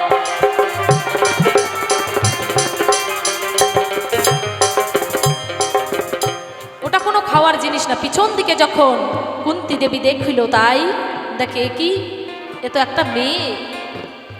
বলে মা গো, আমরা জঙ্গল থেকে এই মেয়েটাকে এনেছি। বলছে বাবারে আমারও ভুল হয়ে গেছে, আমি পিছনে ঘুরে না দেখে এই কথাটা বলা ঠিক হয়নি।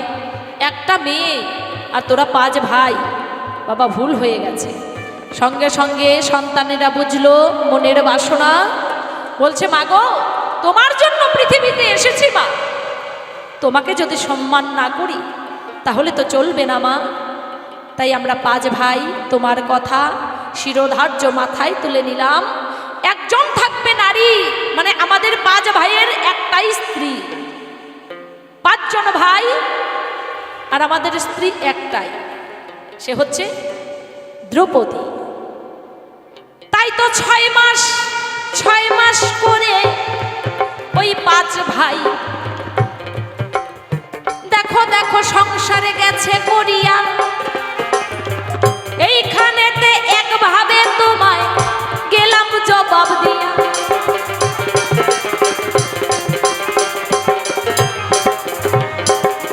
আবার আরেক ভাবে বলি তোমার ধারে জবাব দিতে পারি, এই সভা পড়ে কেন 5টা স্বামী হলো।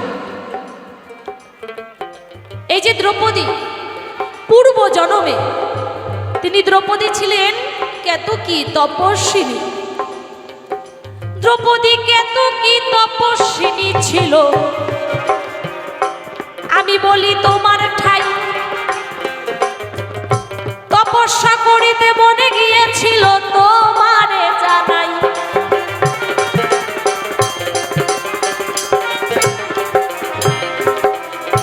সেই বনের মধ্যে একটা সুরভি গাভী দৌড়চ্ছে, পিছনে ষাঁড় তাড়া করেছে। কেন দৌড়চ্ছে? সুরভি গাভীর দেহে জোয়ার এলো। গাভীকে সনাতন ধর্মে গাভীকে বলা হয়েছে মা। একটা শিশু সন্তানের যখন যদি মা মরে যায়, গাভীর দুগ্ধ খেয়ে সেই সন্তানের প্রাণ বাঁচায়।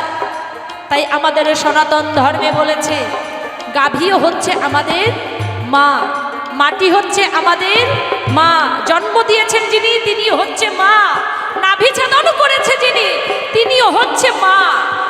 নাকে চোখে মুখে জল ছিটাতো, জন্ম হওয়ার পর নাভি ছেদন করে হাতে নিয়ে তারপর সারা শরীরে একটু জল ছিটিয়ে দিত। তাতে যারা পুরুষ মানে ছেলে বাচ্চা তারা মানে কর্ম করতে পারত, আর যারা কিনা নারী তাদের লজ্জা হতো।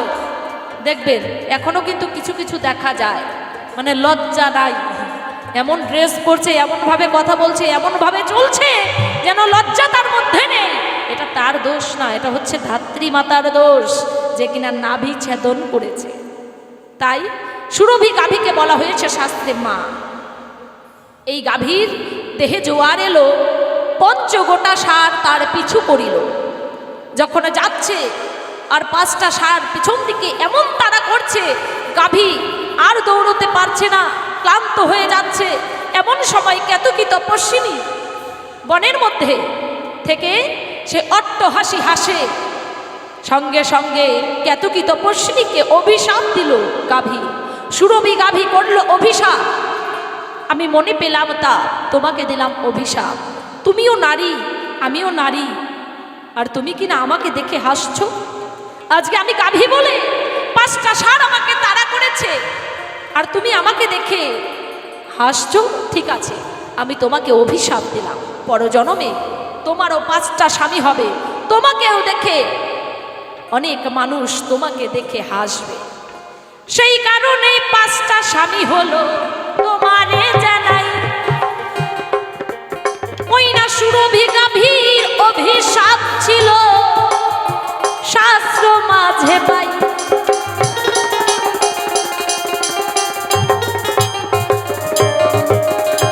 এই হচ্ছে 5টা স্বামী হওয়ার কারণ। তবুও সে সতী কেন? 6 মাস করে একটা স্বামীর সঙ্গে তিনি থাকতেন। এই যে বলল যে 5টা স্বামী, তাহলে বিধবা হওয়ার কোনো ভয় নাই। 5 জন স্বামী তো আর একবারে মরবে না।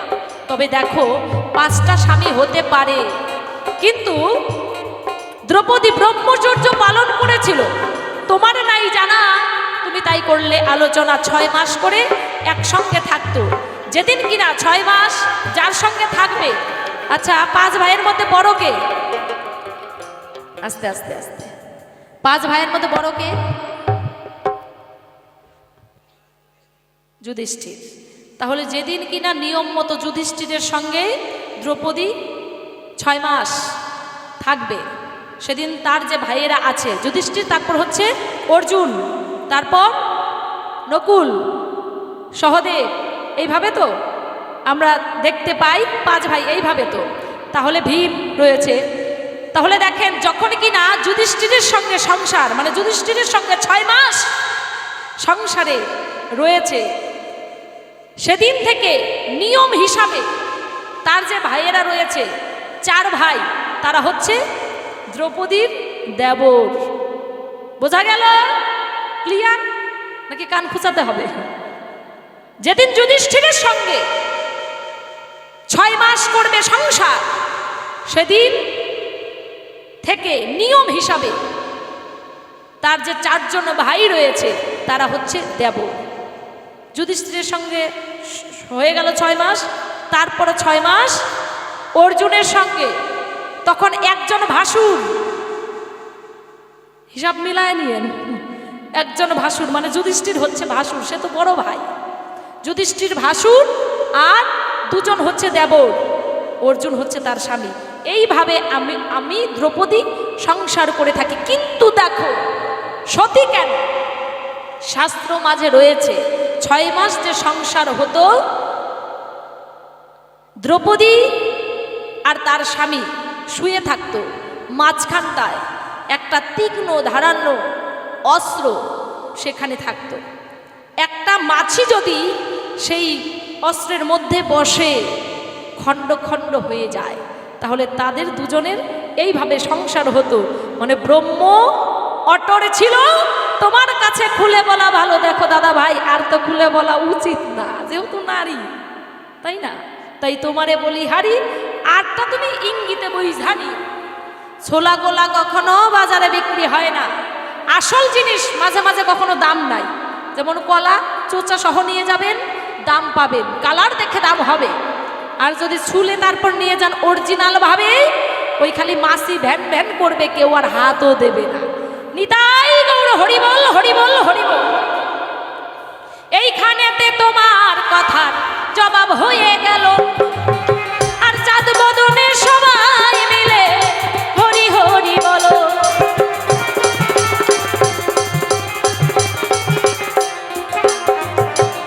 আচ্ছা, প্রশ্নের জবাব কি শেষ? ওই যে আপনারা মন দিয়ে গান শুনছেন না গো। হ্যাঁ, আমি বললাম প্রশ্নের জবাব শেষ, বলে হ্যাঁ, তাহলে আমি ফাঁকি দিয়ে চলে যাই নাকি? একটা বাকি আছে, যে 5টা স্বামী নিয়ে সংসার করো দ্রৌপদী, তোমারে জানাই তুমি আরো একটা ভাই তাকে স্বামী রূপে পেতে চাও, তোমারে জানাই সেই ভাইটার নাম কি? তার নাম হচ্ছে আমাদের সকলেরই জানা সূর্য পুত্র। এটা হচ্ছে কি? 2 দেহ 1 দেহ হয়ে মিলনের সন্তান নয়, জনিগত সন্তান নয়। এই সন্তানের জন্ম নিল কি করে? মন্ত্রের বলে। আকর্ষণী মহামন্ত্র কুন্তি দেবী শিখে যমুনার ঘাটে যখন যায়, নদীর ঘাটে দাঁড়িয়ে সূর্যদেবকে স্মরণ করে। আমি বলি সভায়, যখন সূর্যদেবকে করিল স্মরণ, সূর্যদেব এসে করিল আলিঙ্গন, সেখান থেকে একটা গর্ভ হলো। সেই গর্ভের সন্তান নাম ছিল কর্ণ। সাধারণভাবে মায়েরা যেমন করে সন্তান প্রসব করে মাতৃদ্বার দিয়ে, সেইভাবে সেই সন্তান প্রসব হয় নাই। আমি তোমারে জানাই সে কর্ণ দিয়ে প্রসব হয়েছে বলে তার নাম হয়েছে কর্ণ। ওই কর্ণকেও দ্রৌপদী স্বামী রূপে পেতে চেয়েছিল। আচ্ছা, ব্রহ্মচর্য অটল রেখে যদি সংসার করা যায়, আরে 5টা কেন 6টা কেন, হাজার হাজার স্বামীর সঙ্গে সঙ্গ করা যায়। তুমি জানো না তো বসতি থাকে কর্ণকে মনে মনে, সে স্বামী যদি স্বামী রূপে পেতাম ভালোই হতো। 5 জন ভাই আমার তো স্বামী, তাহলে আরেকটি ভাই আবার বাদ যায় কেন? আমরা জানি সে হচ্ছে কর্ণ। এই মনের ভাষা আর বেশি বাড়াবো না, যদি বলতে যাই অনেক সময় চলে যাবে, আমার বিপক্ষে সরকার ওঠার আর সময় হবে না।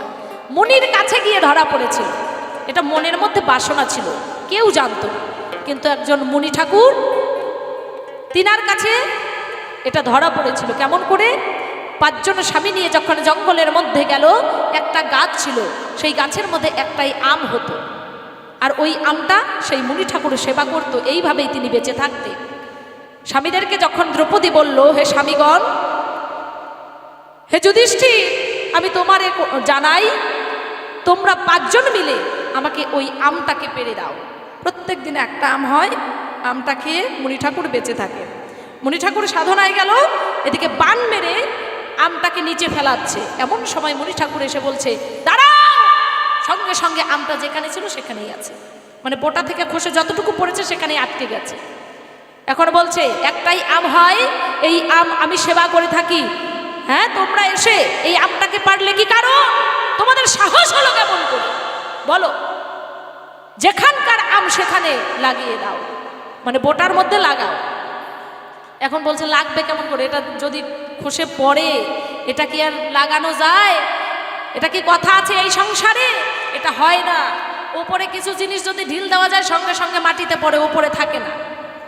ওই যে সকাল সন্ধ্যা বইয়ের মধ্যে চোর বলেছিল যে ভগবানের নামে আমি ঢিল দিলাম, যেগুলো উপরে থাকবে ওইটা হচ্ছে ভগবানের, আর যেগুলো নিচে থাকবে ওইগুলো হচ্ছে আমার। মানে চালাক মানুষ তো, উপরে ঢিল দিলে কি আর উপরে থাকে, নিচে পড়ে না? বলেন তো দেখি। তো সেরকম এখন সবাই পঞ্চপাণ্ডব বলছে যে কেমন করে এই আম বোটার মধ্যে লাগাবো, এটা তো আমাদের সাধ্য নয়। মুনি ঠাকুর বলল, হবে, কারণ তোমাদের মনের মধ্যে যার যার যে মনের বাসনা সব কিছু প্রকাশ করো, তবে ধীরে ধীরে গিয়ে আমটা বোটার মধ্যে লাগবে। 5 জন, ধীরে ধীরে 5 জন, মানে একজন করে বলে মনের কথা, আর আম গিয়ে একটু একটু উপরে ওঠে, মানে বোটার কাছাকাছি গেছে। 5 জনের মনের কথা বলে দিয়েছে, আমটা একদম বোটার সঙ্গে লাগে লাগে ভাব। এখন দ্রৌপদীকে জিজ্ঞাসা করছে, এই নারী তার মনের কথা যদি বলে, সঙ্গে সঙ্গে আমটা বোটার মধ্যে লেগে যাবে। সবাই বলল, স্বামীগণ বলছে যে ঠিক আছে দ্রৌপদী, তাহলে তুমি তোমার মনের মধ্যে কি চলছে সেটা তুমি বলো। তারপর মুনি ঠাকুরও বলছে, এখন আচ্ছা একটা কথা, মানে আমি মেয়ে ছেলে বলে যে বলবো না সে কিন্তু নয়, আমরা জানি এইদিকে পুরুষ এগিয়ে আছে। আচ্ছা, ছেলে মেয়ের যখন বিয়ে হয়, আগে যত ইন্টু পিন্টু থাক না কেন, বিয়ের পর নারীরা কি স্বামীর কাছে কয় যে ওর সঙ্গে আমার ভালোবাসা ছিল? ও বাবা, বলে? মইরা গেলেও বলবে না। এইটাই নারীর লক্ষণ। আমি নারী বলে কি হয়েছে, এটা বলে না। নারীরা খুব চাপা স্বভাবের মানুষ, বলবে না, মইরা গেলেও বলবে না, সারা জীবন কাটায় দিবে, কিন্তু বলবে না আমার ওর সঙ্গে ভালোবাসা ছিল। কিন্তু বাবারা কিন্তু বলে, পুরুষেরা বলে, একটুখানি বাকি। এখন বলছে, নাও তোমার মনের মধ্যে কি চলছে, মনের মধ্যে তোমার কি আশ, করো প্রকাশ। এখন দ্রৌপদী বলছে, 5 জন স্বামী নিয়ে যেন আমি সুখে দুঃখে সংসার করতে পারি, সংসার যেন আমি ভালো রাখতে পারি। সঙ্গে সঙ্গে আমরা আরো ঝরঝর করে নিচে পড়ে যাচ্ছে, মানে একটু একটু করে মাটিতে লেগেই যাচ্ছে। আর সঙ্গে সঙ্গে বলছে, এটা তোমার মনের কথা না। হে দ্রৌপদী, বলো তুমি সত্যি করে তোমার মনের মধ্যে কি চলছে। স্বামীগণ যখন জোর করে ধরলো, সঙ্গে সঙ্গে মনের ভাষা প্রকাশ করলো। সেদিন শুনেছিল, আর ততদিন গোপন ছিল। কি? আমি 5 জন স্বামী নিয়ে তো সংসার করছি, আমি সুখেই আছি, কিন্তু শুনেছি আরো নাকি একজন ভাই আছে, আমার শাশুড়ির নাকি আরো একজন ছেলে আছে, তার নাম নাকি কর্ণ, সে নাকি বড় যোদ্ধা। তাকেও যদি আমি স্বামী রূপে পেতাম তাহলে বোধহয় ভালোই হতো। সঙ্গে সঙ্গে বোটার মধ্যে গিয়ে লেগেছিল। নিতাই গৌর হরিবল হরিবল হরিবল। তাই মনের মধ্যে কিছু না রেখে সত্য কথা বলতে হয়। সত্য কথা বলে যদি ফাঁসিও হয় তবুও সুখী। এইখানেতে তোমার কথা জবাব হয়ে গেল, চাঁদ বদনে সবাই মিলে হরি হরি বলো।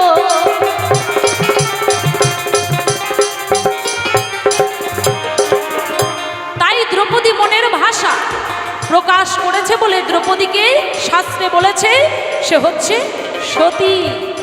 সে লুকায় নাই, সে বলেছে, তাই সে সতী। আর আমরা দেখতে পাই নারীরা কি করে, মনের মধ্যে সবকিছু লুকিয়ে রাখে। নারীরা কত কিছু যে লুকিয়ে রেখেছে আমরা বলেও কিন্তু প্রকাশ করতে পারবো না। তাই এরকম হও যেন সতী খাতায় নাম থাকে, সকলের মুখে মুখে যেন তুমি থাকো। এইখানেতে কথার জবা কথাই হয়ে গেল, একটি কথা তোমার কাছে জিজ্ঞাসা রাখবো ভালো।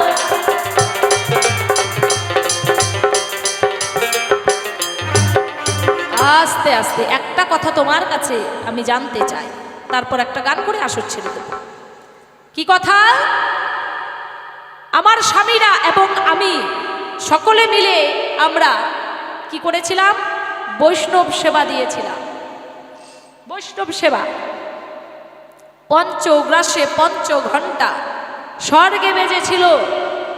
তোমাকে আমি বলতে চাই, এই কলির যুগে হে কৃষ্ণ, তুমি কৃষ্ণ তো দাপর যুগের, তাই না? তবু আমি তোমারে জানাই, এই সমাজের বোঝার জন্য, সমাজের মঙ্গলার্থে অনেক কিছু আমরা হারিয়ে ফেলছি, সেই কারণে করি জিজ্ঞাসন। দাপর যুগে 5 পাণ্ডব বৈষ্ণব সেবা দিল, পঞ্চগ্রাসে 5 ঘন্টা স্বর্গেতে বাজিল। কলির যুগে ঘরে ঘরে বৈষ্ণব সেবা হয়, স্বর্গে ঘন্টা বাজে না কেন? বলবে কৃষ্ণ, তোমার কাছে আমার জিজ্ঞাসা রয়, কেন স্বর্গে ঘন্টা বাজে না? তার মানে আমি কি ধরবো এই কলিযুগে শুদ্ধ বৈষ্ণবই নাই? হ্যাঁ, সুন্দরভাবে খুলে বলবে এই ধর্মসভাটাই। একটা গান করে আসর ছেড়ে দিচ্ছি। অপেক্ষায় আছে, কিন্তু একটি কথা জিজ্ঞাসা রেখে গেছে। কথাটি কি?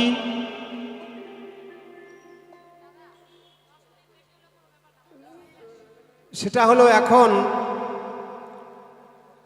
5 পাণ্ডব বৈষ্ণব সেবা দিয়েছিল, তার 5 গ্রাসে স্বর্গে ঘণ্টার ধ্বনি হয়েছিল, ঘণ্টা বেজেছিল।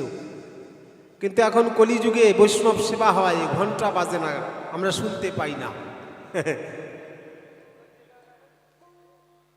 তা ঠাকুর ভাবা পাগলার একটি গান আছে, এখনো সেই বৃন্দাবনে বাঁশি বাজে রে। এই গানটি গতকালকে হয়েছে, স্বপ্নাদাসী গেয়েছে, শুনলাম। তা ভাবা পাগলা যখন এই গানটি গাইতেন কালনা ধামে এসে, তখন তার প্রিয় শিষ্য যারা জ্ঞানী গুণী মাস্টার অফিসার এই ধরনের যত ভক্ত ছিল, তারা জিজ্ঞাসা করলো ভাবা পাগলাকে যে, বাবা আপনি এই যে এই গানটা লিখেছেন, আর গানের মধ্যে আছে এখনো সেই বৃন্দাবনে বাঁশি বাজে রে, কই? আমরা তো বৃন্দাবন কয়েকবার গেলাম, কয়েকবার গিয়ে ঘুরে ঘেরে চারদিকে থেকে ওখানে মানে কোনো জায়গা দেখতে বাকি রাখিনি, কয়েকদিন থেকেওছি, কিন্তু আমরা বংশীর ধ্বনি কেউ শুনতে পাইনি। তাহলে আপনি এ গান লিখলেন কেন? তা বাবা পাগলা বলল, বাবা তাহলে কি আমার গানটা ভুল? না, আমার গানটা ভুল নয়, গানটা ঠিক।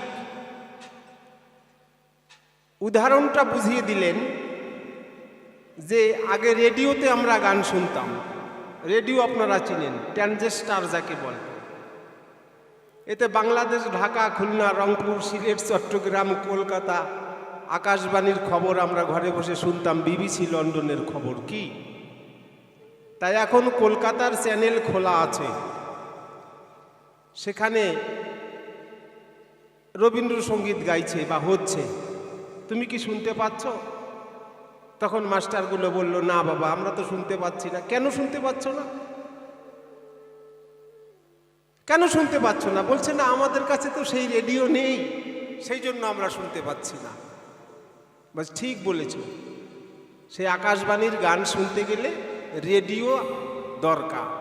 শুধু রেডিও থাকলে হবে না, রেডিওর মধ্যে ব্যাটারি থাকা চাই। ব্যাটারি থাকলেও হবে না, সুইচটাকে অন করা চাই, চ্যানেলটা ঠিক জায়গায় লাগানো চাই, না হলে তো আকাশবাণীর গান শোনা যাবে না। কি বাবা? তদ্রূপ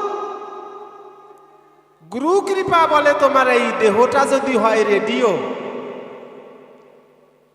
তাহলে দেহরূপী রেডিও তৈরি করে আর অনুরাগক নামে ব্যাটারি ভরে ভক্তি নামের সুইচ যদি কেউ টিপে দিতে পারে, কৃষ্ণের বাঁশি বাজে তার হৃদয় মন্দিরে, নিতাই গৌর হরি হরি বল। সেই সোনার কানটা তৈরি করতে হবে বাবা। এটা কার দ্বারা সম্ভব? একমাত্র সাধুগুরু বৈষ্ণবের দ্বারাই সম্ভব, তাছাড়া সম্ভব নয়। আমি যে জায়গাতে দাঁড়িয়েছিলাম সেই জায়গায় দাঁড়িয়েই একটা ছোট্ট গান গেয়ে বিদায় নিচ্ছি, শুনুন।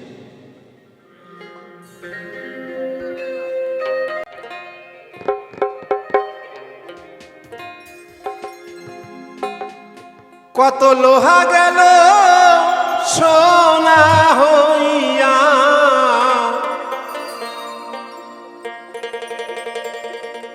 কত লোহা গেল সোনা হইয়া, হাজার হাজারে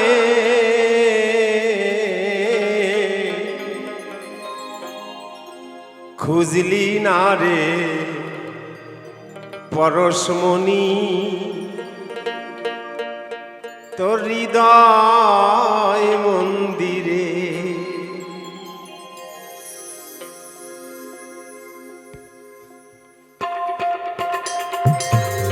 খুঁজলি না রে পরশমণি হৃদয় মন্দিরে, কত লোহা গেল সোনা হইয়া,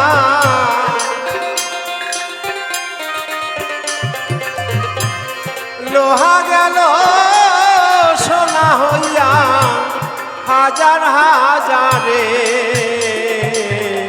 খুঁজলি না রে পরশমণি হৃদয় মন্দিরে, খুঁজলি না রে পরশমণি হৃদয় মন্দিরে। একবার সাধু গুরু বৈষ্ণব আনন্দে হরি হরি বল, হরি হরি বল।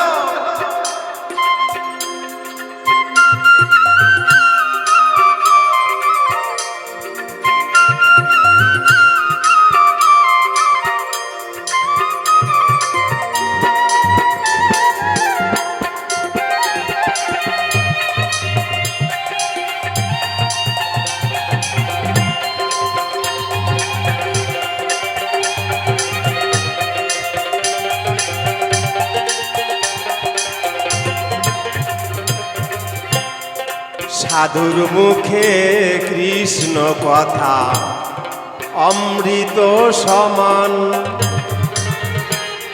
শুনিলে কাটিবে মায়া জুড়াবে পরাণ।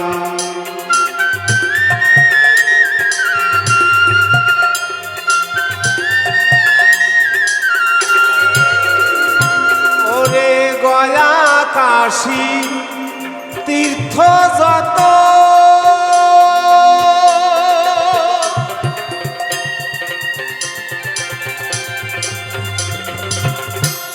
সাধুতে হয় সব পবিত্র গো।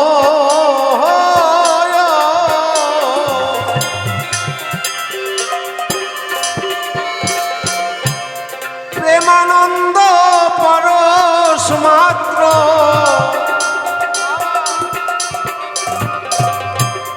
প্রেমানন্দ পরশ মাত্র হৃদয় মন্দিরে, খুঁজলি না রে পরশমণি সাধুর বাজারে,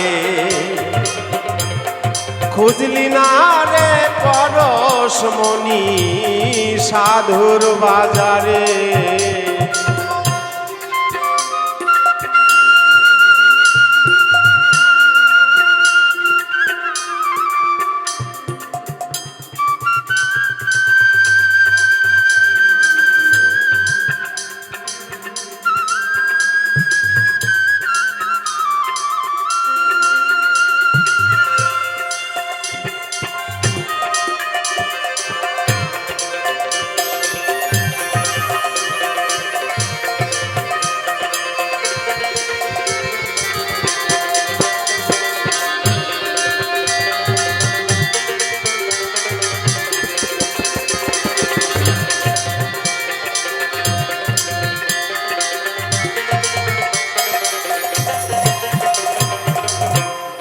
ভুজঙ্গের মস্তকে ফণি পড়েছে ধরা, যে পেয়েছে সেই ওরে হাকিম হয়ে হুকুম করে, তারা হাকিম হয়ে হুকুম করে মদন রাজারে। খুঁজলি না রে পরশমণি সাধুর বাজারে, খুঁজলি না রে পরশমণি সাধুর বাজারে।